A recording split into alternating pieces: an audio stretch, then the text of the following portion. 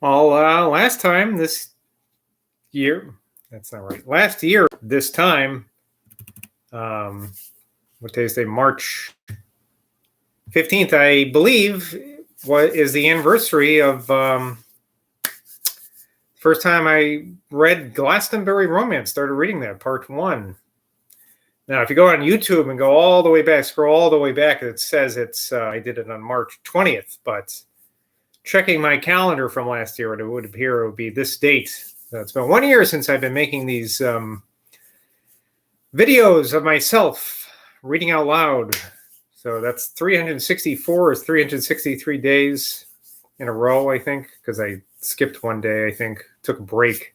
Little vacay from Glastonbury Romance and before I started reading from Boswell. I think it was 1 day, maybe 2 days. I'm not sure. I took it between, but that's a lot of reading out loud of very long books, very long time. Still in the pandemic, more or less, too, which is sad. But I do like reading them out loud. Just kind of forces me to, read. Otherwise, boring books that I might not be inclined to do. And while few, if any, people watch these videos, still nice to have some record of me doing it and occasionally communicating with people who are interested in doing so. So it's a nice little thing I do. Gets me out of bed. Anyway, I'm going to skip back a little bit because I was having some technical difficulties yesterday. I'm just going to begin the paragraph I ended with last time.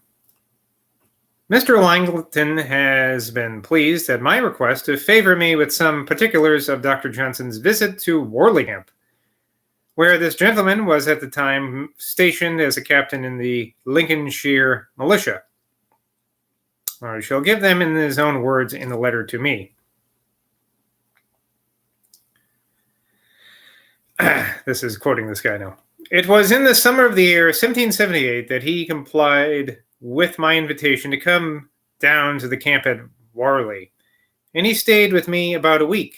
The scene appeared, notwithstanding a great degree of ill health that he seemed to labor under, to interest and amuse him, as agreeing with the disposition that I believe he constantly manifested towards inquiring into subjects of the military kind.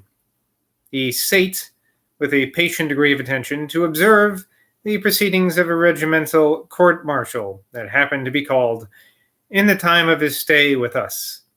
And one night, as late as at 11 o'clock, he accompanied the major of the regiment in going what are styled the rounds, where he might observe the forms of visiting the guards, for the seeing that they and their sentries are ready in their duty on their several posts.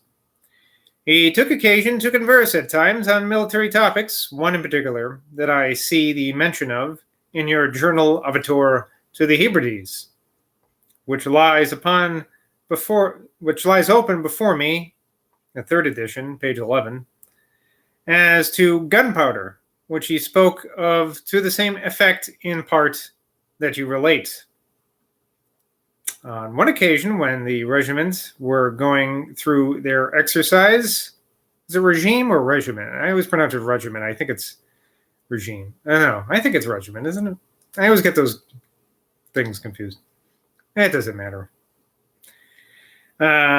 He went quite close to the men at one of the extremities of it and watched all their practice attentively. And when he came away, his remark was, "The men indeed do load their muskets and fire with wonderful celerity."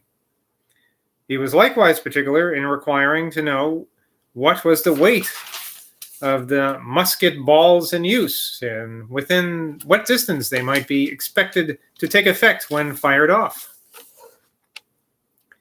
In walking among the tents and observing the differences between those of the officers and private men, he said that the superiority of accommodation of the better conditions of life to that of the inferior ones was never exhibited to him in so distinct a view. The civilities paid to him in the camp were from the gentlemen of the Lincolnshire regiment, one of the officers of which accompanied him with the tent in which he slept, and from General Hall, who very courteously invited him to dine with him, where he appeared to be very well pleased with his entertainment and the civilities he received on the part of the general. There's a footnote here from Boswell. It says, "When I one day at court expressed to General Hall my sense of the honor he had done my friend, he politely answered, 'Sir, I did myself honor.'" Anyway, back to this man whose name I forgot's recollections. Who is this? Mr. Langton, I think. Where was I? You see that the part of the general, the attention likewise of the general's aide-de-camp, Captain Smith, seemed to be very welcome to him, and appeared by their engaging in a great deal of discourse together.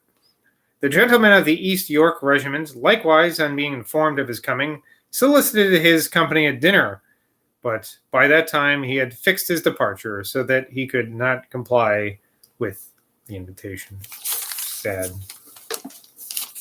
And now a letter to Boswell. To James Boswell, Esquire. Dear Sir, I have received 2 letters from you, of which the second complains of the neglect shown to the first. You must not tie your friends to such punctual correspondence. You have all possible assurance of my affection and esteem, and there ought to be no need of reiterated professions. When it may happen that I can give you either counsel or comfort, I hope it will never happen to me that I should neglect you. But you must not think me criminal or cold if I say nothing when I have nothing to say. You are now happy enough. Mrs. Boswell is recovered, and I congratulate you upon the probability of her long life. If general approbation will add anything to your enjoyment, I can tell you that I have heard you mentioned as a man whom everybody likes. I think life has little more to give.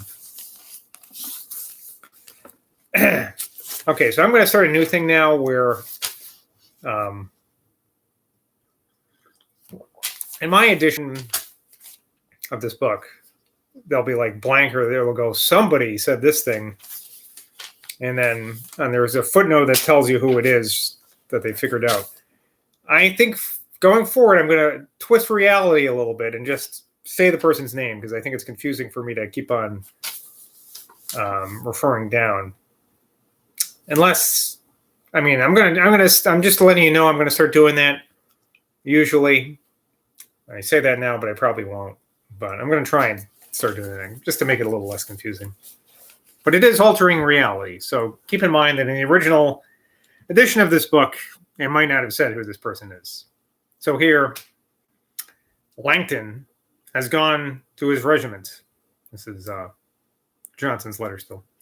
He has laid down his coach and talks of making more contractions of his expense. How he will succeed, I know not. It is difficult to reform a household gradually. It may be better done by a system totally new. I'm afraid he has always something to hide. When we pressed him to go to... And then it says, see, I got to do it. In a footnote, it says, probably Langton in Lincolnshire.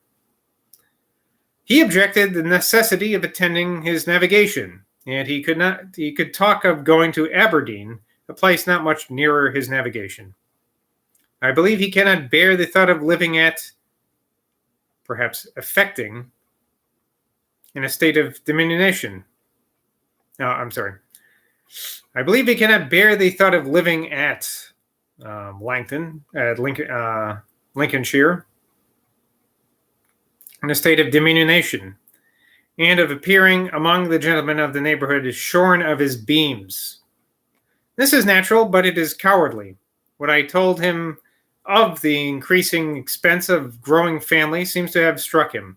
He certainly has gone on with very confused views, and we have, I think, shown him that he is wrong, though with the common deficiencies advisers, we have not shown him how to do right.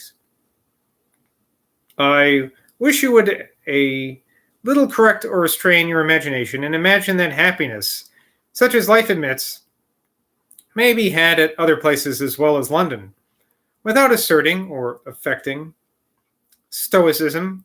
It may be said that it is our business to exempt ourselves as much as we can from the power of external things. There is but one solid basis of happiness, and that is the reasonable hope of a happy futurity. This may be had everywhere. I do not blame your preference of London to other places, for it is really to be preferred, if the choice is free. But few have the choice of their place or their manner of life, and mere pleasure ought not to be the prime motive of action. Mrs. Thrale, poor thing, has a daughter. Mr. Thrale dislikes the times like the rest of us. Mrs. Williams is sick. Mrs. Desmoulins is poor. I have miserable nights. Nobody is well but Mr. Levitt. I am, dear sir, your most and etc. Sam Johnson, London, July 3rd, 1778. In the course of this year, there was a difference between him and his friend Mr. Strahan, the particulars of which it is unnecessary to relate. Their reconciliation was communicated to me in a letter from Mr. Strahan in the following words. Quote, the notes I showed you that passed between him and me were dated in March last. The matter lay dormant till July 27th, when he wrote to me as follows. To William Strahan, Esquire. Sir, it would be very foolish for us to continue strangers any longer. You can never by persistency make wrong right. If I resented too acrimoniously, I resent only to yourself. Nobody ever saw or heard what I wrote. You saw that my anger was over, for in a day or two I came to your house. I have given you longer time, and I hope you have made so good use of it as to be no longer in evil terms with Sir, your, etc., Sam Johnson. On this I called upon him, and he has since dined with me. That's William Strahan talking there.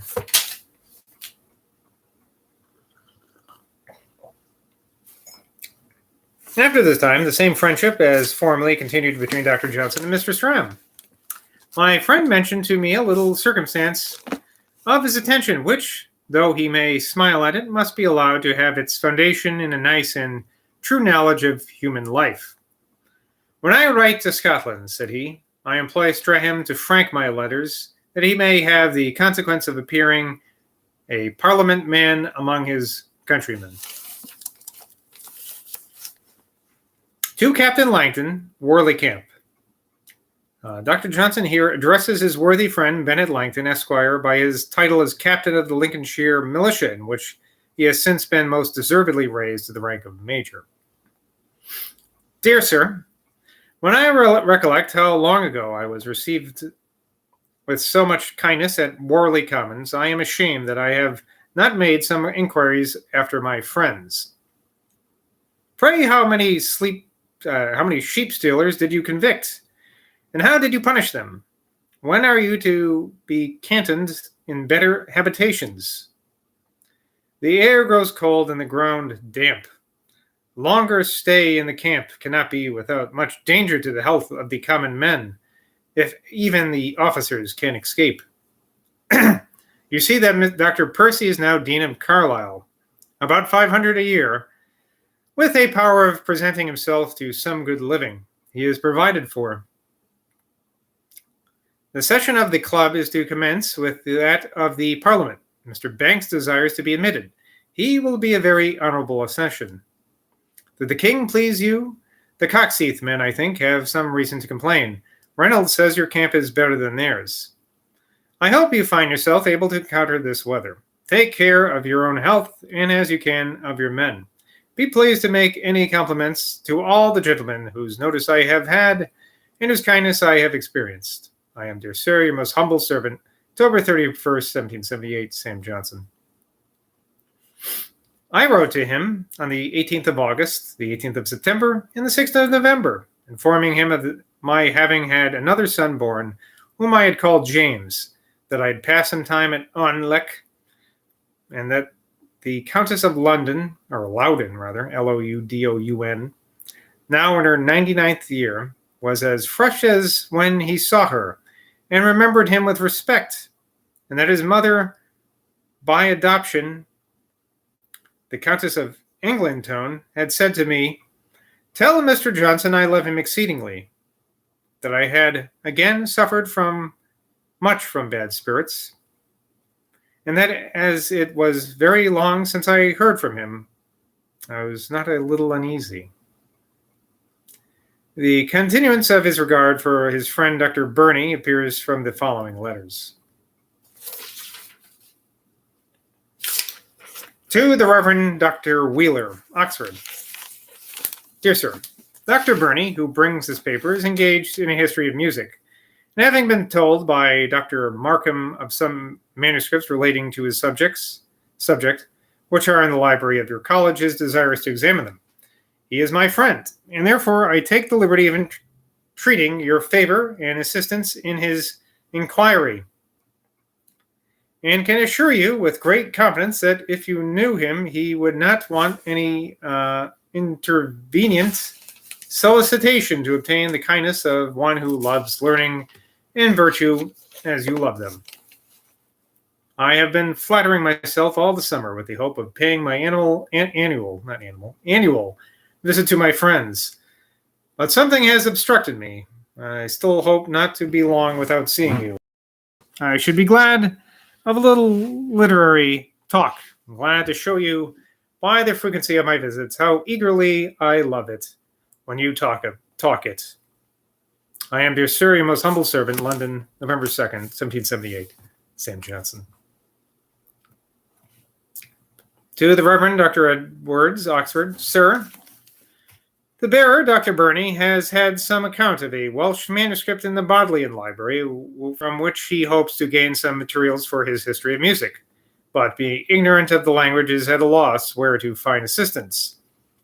I make no doubt but you, sir, can help him through his difficulties, and therefore take the liberty of recommending him to your favor, as I am sure you will find him a man worthy of every civility that can be shown and every benefit that can be conferred.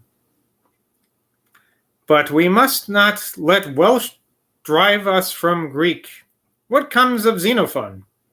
If you do not like the trouble of publishing the book, do not let your commentaries be lost. Contrive that they may be published somewhere. I am, sir, your humble servant, London, November 2nd, 1778. Sam Johnson.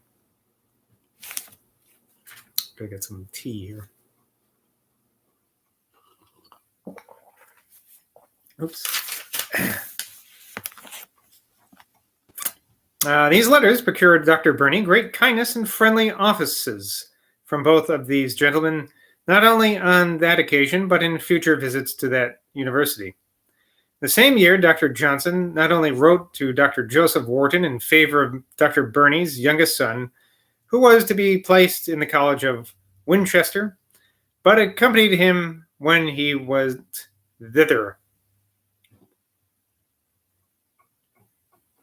We surely cannot but admire the benevolent exertions of this great and good man, especially when we consider how grievously he was afflicted with bad health and how uncomfortable his home was made by the perpetual jarring of those whom he charitably accommodated under his roof. He has sometimes suffered me to talk jocularly of his group of females and call them his seraglio. He thus mentions them together with honest Levitt in one of his letters to Mrs. Thrale. Williams hates everybody. Levitt hates Desmoulins and does not love Williams. Desmoulins hates them both. Pole loves none of them. It says Pole here is referring to Miss Carmichael. And now finally looks like a letter to Boswell from Johnson. To James Boswell, Esquire. Dear Sir, it is indeed a long time since I wrote, and I think you had some reason to complain. However, you must not let small things disturb you, when you have such a fine addition to your happiness as a new boy, and I hope your lady's health restored by bringing him.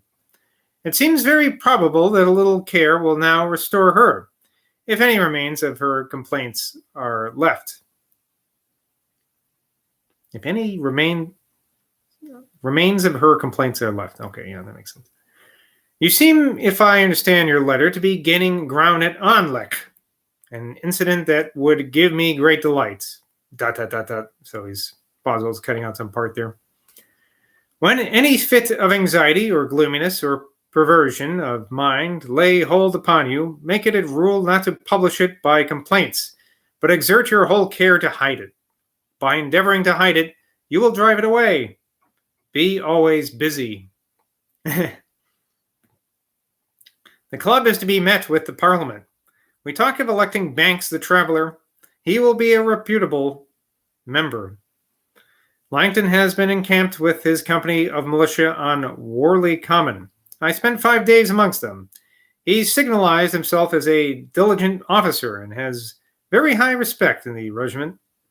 He presided when I was there at a court-martial. He is now quartered in Hertfordshire. His lady and little ones are in Scotland. Pioli came to the camp and commended the soldiers. Of myself, I have no great matter to say. My health is not restored. My nights are restless and tedious. The best night that I have had these 20 years was at Fort Augustus. I hope soon to send you a few lives to read. I am, dear sir, your most affectionate, November 21st, 1778, Sam Johnson.